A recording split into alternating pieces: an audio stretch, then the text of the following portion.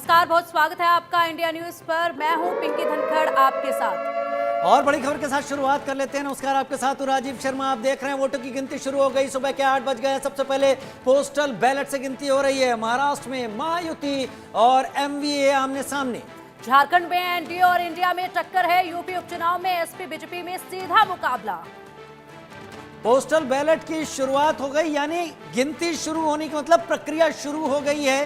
Postal ballot जो पहुंचे हैं उनको खोलना और एजेंट्स की निगरानी में वहां पर मौजूद तमाम इलेक्शन कमीशन के लोग उनकी मौजूदगी में खोले जा रहे हैं। सबसे पहले पोस्टल बैलेट से शुरुआत होगी और पोस्टल बैलेट एक इशारा देना शुरू करेंगे कि अब ईवीएम के आंकड़े आने वाले हैं कुछ देर बाद, क्योंकि पोस्टल बैलेट के बाद ही ईवीएम खुलनी शुरू होती है।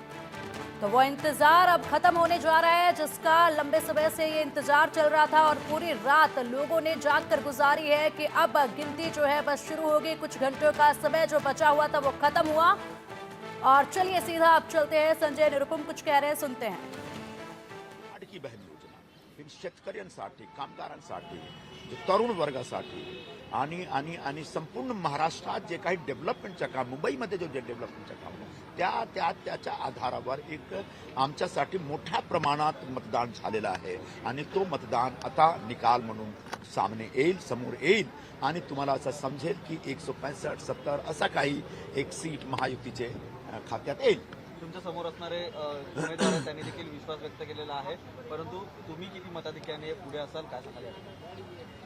कारण असं होता की गेल्या 10 वर्षापासून जो उबाठाचे तिकडे आमदार आहे त्यांनी काही केलं नाही। त्यांच्या विरोधात एक जबरदस्त अँटी इन्कम्बन्सी होती।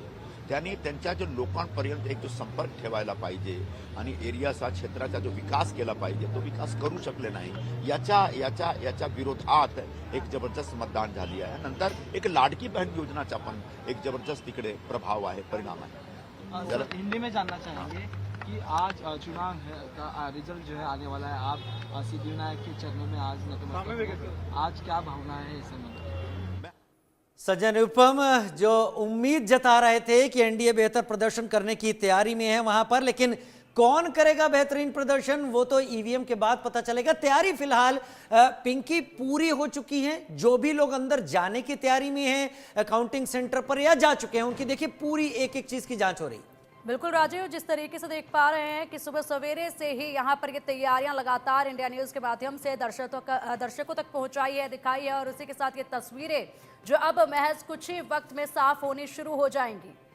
कई नाम यहाँ पर इस बार खास है। इस बार ठाकरे भी नाम कहीं ज्यादा चुनाव में। अमित ठाकरे, राज ठाकरे के बेटे भी चुनाव मैदान में हैं। आदित्य ठाकरे भी हैं, उद्धव ठाकरे भी हैं और जीशान सिद्दीकी का नाम तो हम दिखाई दे रहे हैं। स्क्रीन को समझ लेते हैं। ऊपर झारखंड से जुड़ी हुई जानकारी सामने आएगी।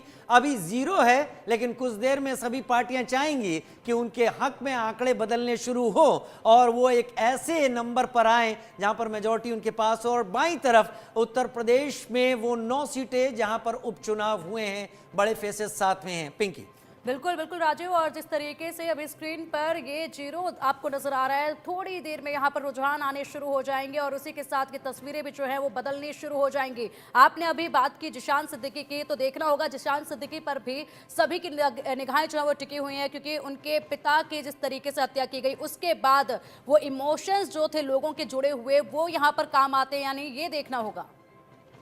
हम लगातार तस्वीरें आपको दिखा रहे हैं, लेकिन ये तस्वीरें इन काउंटिंग सेंटर्स के बाहर, ये महाराष्ट्र की तस्वीरें हैं जो हम दिखा रहे हैं। इसके साथ झारखंड से भी ऐसी तस्वीरें बहुत जल्द आपके सामने हम दिखाएंगे। उत्तर प्रदेश में भी जहां जहां उपचुनाव हुए हैं वहां पर ये काउंटिंग की तस्वीरें रखेंगे। और खास 2 लोकसभा सीटें जिनमें उपचुनाव हुआ और में एक खास सीट जो कि वायनाड की है, जहां राहुल गांधी 2 बार जमीन तैयार कर चुके हैं कांग्रेस की। इस बार प्रियंका वाड्रा लग रहा है कि